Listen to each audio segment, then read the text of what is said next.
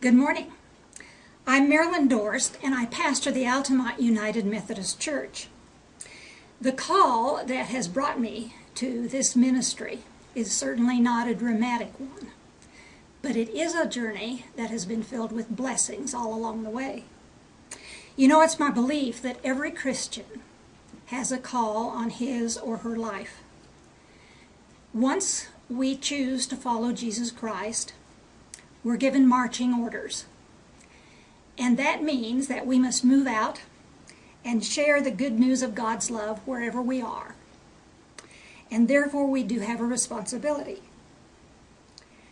I also feel that there are many calls, perhaps, throughout one's lifetime.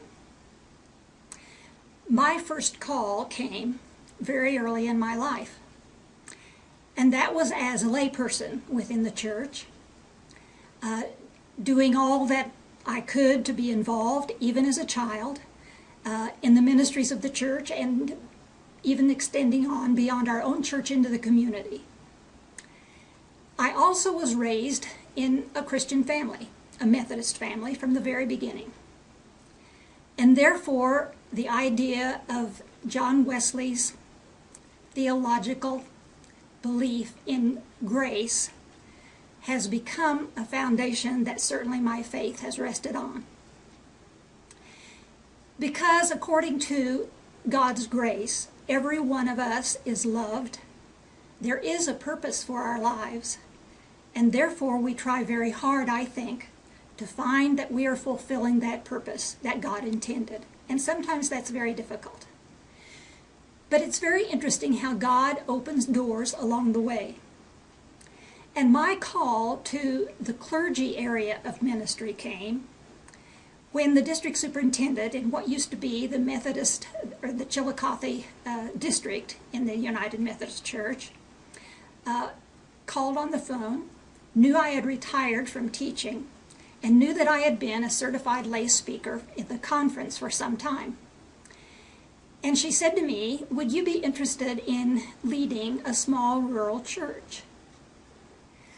This was a door that I had never expected to be a part of my calling, for I had felt always, and still to this day feel, that my true call is to lay ministry. But that's where God surprises us. Once in a while, He opens doors that are totally unexpected. And I can't begin to tell you the blessings that have come my way because of this call. I find that it is true what I've heard said, that we, all of us, become the product of all of the relationships, the people who pass through our lives and touch it. I feel this is so true, for I could not begin to tell you the number of persons that God has placed in my path along this particular journey to this ministry. They are numerous, beginning early in my life and continuing throughout. I would leave you today knowing that the United Methodist Church has a wonderful process by which people who have had careers and jobs, but perhaps want a new avenue or a new opportunity, there are ways in our church where we can take steps to become even responsible leaders in ministry, as I have been able to do. And it leads us on a path of education where certainly those steps include a licensing school and doing course of study for several summers as I did. But all of that, we are so blessed because education is so very much a part of what we need before we step out in some of the things God calls us to. So I would tell you that if there is the desire in your heart or even a feeling that perhaps this is a door that might open for you, explore it. We're not aware, most of us, of even the possibility that one could take these steps and go from being a layperson to being able to experience some clergy roles which are so needed in our society today. None of these roles, none of these calls are more important than the other. They are all so very needed. And therefore, again, I suggest that we are Christ in the world today. That's what we're called to be. We are his feet, his hands, his voice. And therefore, we must do all of that wherever we are in the spirit of love. For God is love.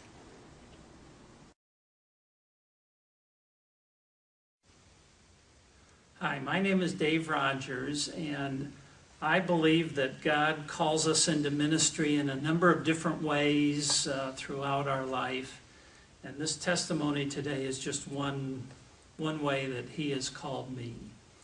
About a year and a half ago, I felt like there was something missing in my life, or I should be doing something more with what talents I had, or there could be something whereby I could do good in the world that I wasn't doing.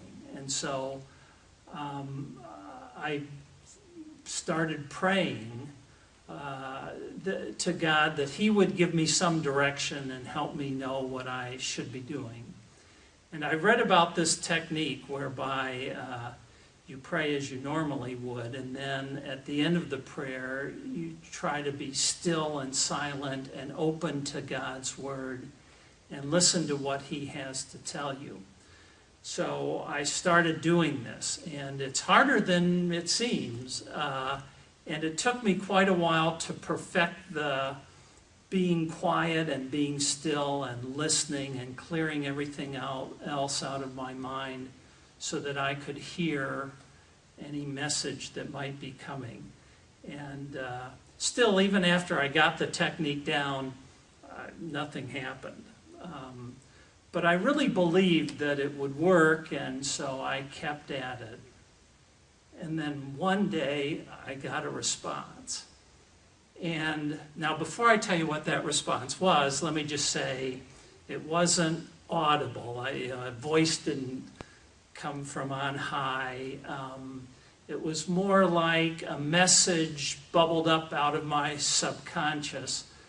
But I have no doubt that it was in response to my request to God. It was succinct, it was forceful, it was just 3 words, and it wasn't what I expected. The 3 words were, read the Bible. And when you hear from God, you don't question it. So I started reading the Bible, and I read books about the Bible, and that's been a good thing for me.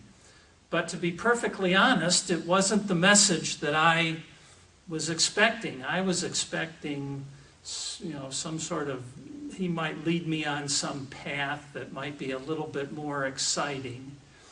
Read the Bible is kind of basic, and it just wasn't the message that I had expected. And if it were more exciting, this videotape would be more exciting for you folks. But on a very personal level, I just feel like that's what I need to be doing, and so that's what I am doing. There have been 3 things that I have learned personally about this that, in closing, I might share with you. Number 1 is that if I ask God for something, I will get an answer eventually. And that's a wonderful feeling. Number 2, I've learned that the answer that I get from God is not always the answer that I was looking for. And that's not the most wonderful of feelings. Number 3, if you're asked to read the Bible, and I had already read the Bible before, but this time around I've found that I'm not as smart as I thought I was, and it's really important for me to reread it, and parts of it many times, because it's been a greater learning experience this time around. And my feeling is that this is going to be a long, drawn-out affair, that I'm going to be doing this for a long time because there's so much to learn and so much that I don't know, that this is my calling right now, and now you know why. My hope is that maybe in reading the Bible I'll come across the answers to these other greater questions that I still have. Stay tuned.